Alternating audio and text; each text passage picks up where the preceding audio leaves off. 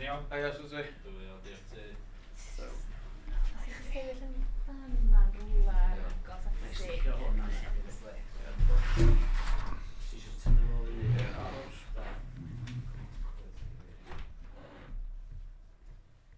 Ti eisiau eistedd ni? Ia, fan hyn, ia. Sut mae'n teimlo? Yndi? Reit braf, yndi? Yndi? Yndi. Achos dy Cadair di ydi hi. Ai. Ti'n sydd yn hi. O, waw. O, diolch yn fawr, mae'n brafio chwan. Mwyn lle i sbio, sori. Dwi'n gwybod.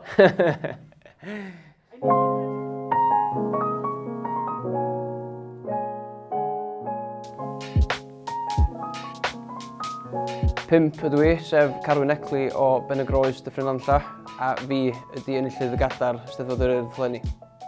Cerdd am gylch y thema o dlodi plant a dlodi plant yng Nghymru yn benodol ydy hi.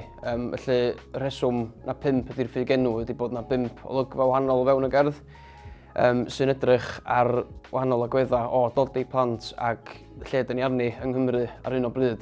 O'n i'n teimlo bod o'n fatar pwysig i sgwennu amdano fo o gysidro pan sgwennwyd y gerdd bod treian o blant Cymru yn byw mewn tlodi. Wedyn, o'n i'n teimlo'n gryf bod angen sgwennu rhywbeth i'r perwyl hwnnw lle. Nid ar chwarae bach, wrth gwrs, mae sgwennu awdl, a mae'r bardd yma'n gwybod yn union sut i ddefnyddio'r gynghanedd, ac yn gwybod yn union hefyd sut i ddefnyddio ystod o wahanol fesurau yn effeithiol iawn. Mae hynna yn rhywbeth i'w gamol mewn gwirionedd. Nid ar chwarae bach, mae cyrraedd y safon yna. Ond yn ogystal â hynny, gyda'r gynghanedd, mae'r bardd yma'n gwybod yn union pryd i ganu'n llyfeiriol, goferu rhwng llinellau ac yn y blaen, ond mae'n gwybod yn iawn hefyd pryd i ganu'n gypledol iawn, fesul llinell ynddo, a chreu ystyr mewn cwpled. Felly mae o'n amrywio'r arddull yna yn effeithiol iawn drwy gydol yr awdl. Hel Santes Fair, Caerdydd. Dawr strae'r stryd, arwy gweryd, stryd fawr, llawr llaid, oerni, beirniaid. Ceisio cysur, rhain swrth, rhain syr. Ces gwag, bocs gwyn, ofer gofyn. Yfwyr hefyd yn hel o hyd i bitio hen griw y gro. Dyn swyl dan ser, sbais o biser i slawr awyr a i sawr yn syr. Enid myd, mae'n hel meddyliau fel tren heno. Am fyd, pam fo.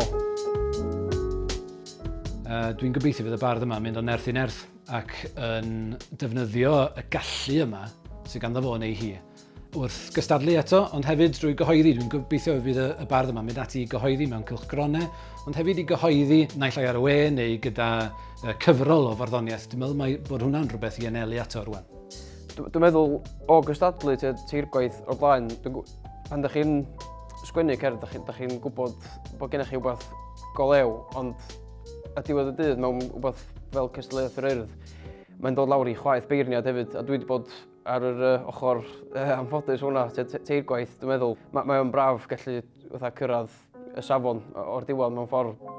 Yn sicr, mae'r Urdd wedi bod yn bwysig iawn i fi yn fy natblygiad i fel bardd hyd yn hyn. Mae'r cyfleoedd maen nhw'n rhoi i nid yn unig beirdd ond llenorion ifanc a bobl ifanc yn gyffredinol yn ffantastig.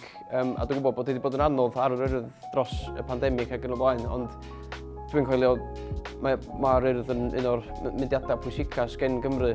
Ia, heb yr Urdd, swn i heb di datblygu fel ydw i yn sicr.